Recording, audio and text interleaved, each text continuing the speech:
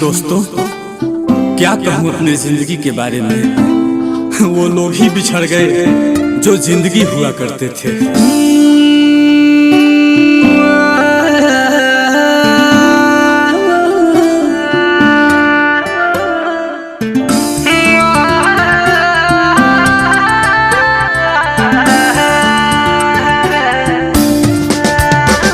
जब डोली उठेगी मेरे यार की, जब डोली उठेगी मेरे यार की, वो संभल जाएगी मैं बिखर जाऊंगा।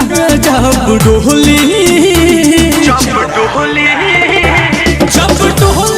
उठेगी मेरे यार की, जब डोली उठेगी मेरे यार की, वो संभल जाएगी मैं बिखर जाऊंगा।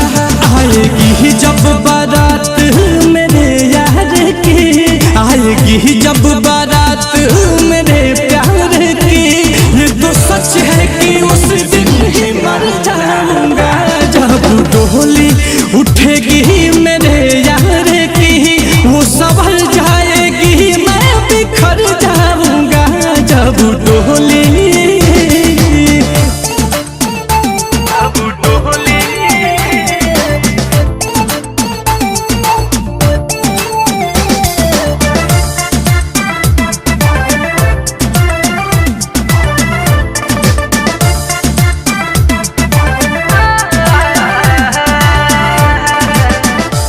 मांग में उसके सिंदूर सजाया जाएगा, मांग में उसके सिंदूर सजाया जाएगा। रोऊंगा मैं मुझे समझाया जाएगा। नैन मुझसे कभी ना मिला पाएगी, नैन मुझसे कभी ना मिला पाएगी। सामने उसके मैं तो अगर जाऊंगा। जब डोली उठेगी मेरे यार की, वो संवर जाएगी मैं बिखर जाऊंगा।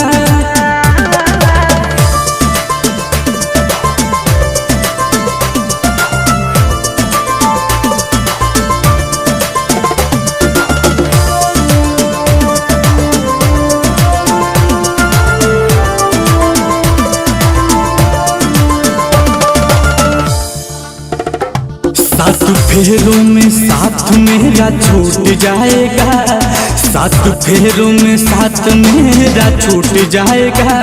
उसकी दुनिया बसेगी मेरा लूट जाएगा। दिल जो पत्थर हो जाएगा दिलदार का, दिल जो पत्थर हो जाएगा दिलदार का, मैं तो मर के भी हद से गुजर जाऊंगा।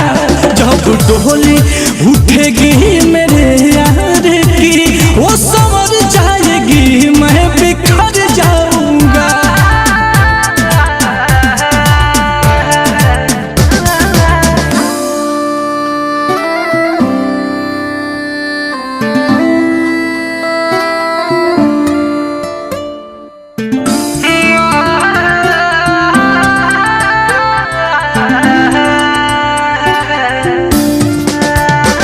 दास्तां दर्द दिल की सुनाऊं कैसे, दास्तां दर्द दिल की सुनाऊं कैसे।